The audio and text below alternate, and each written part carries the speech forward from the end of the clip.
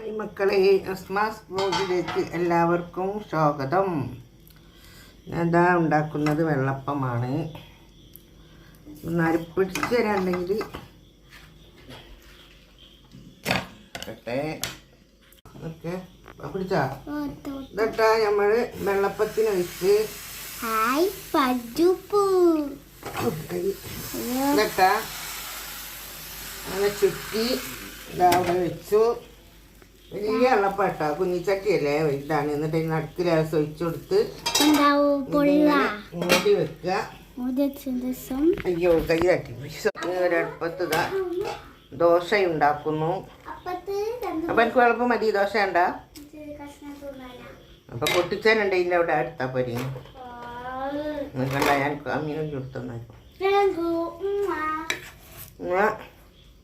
ദോശ നോക്കിയിട്ട്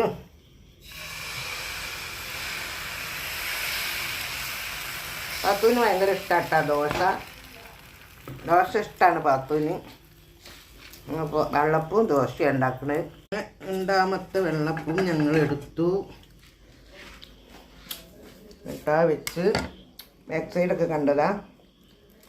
രണ്ടാമത്തേൻ്റെ ഇതാ, മൂന്നാമത്തെ ഇതാ. ഒക്കെ റെഡി ആയിട്ടുണ്ട്. നല്ല അടിപൊളിയായിട്ട് ഉണ്ടാ, നല്ലോണം വെന്തിട്ടുണ്ട്. നല്ല അടിപൊളിയായിട്ട് കൈ പൊള്ളുന്നു. പിന്നെ ഇതാ വെള്ളപ്പം വെള്ളപ്പം വെള്ളപ്പം ദോശ. ദോശ ഉണ്ട്. സാമ്പാർ വേണോ? ദോശ സാമ്പാർ കഴിച്ചാൽ അതും ഇതും കൂട്ടിച്ചേരാം. മീന പൊട്ടറ ഇതേറെ യാസീന ഒതുങ്ങോണ്ട. പശമാങ്ങ അത് അച്ചാറിടാനുള്ള മാങ്ങ കേട്ടോ. അച്ചാർ ഇവിടെയൊക്കെ കുത്തിരുന്ന നിരക്കും ഭക്ഷണം കൊടുത്ത് ലാസ്റ്റ് ഇതാ എനിക്കൊരു വെള്ളപ്പം ചുട്ടച്ച് തിന്നാച്ചിട്ട്. എങ്ങനെയുണ്ട്? അടിപൊളിയല്ലേ? അടിപൊളി അടിപൊളി. ഇതാണ് എൻ്റെ വെള്ളപ്പം കേട്ടാ.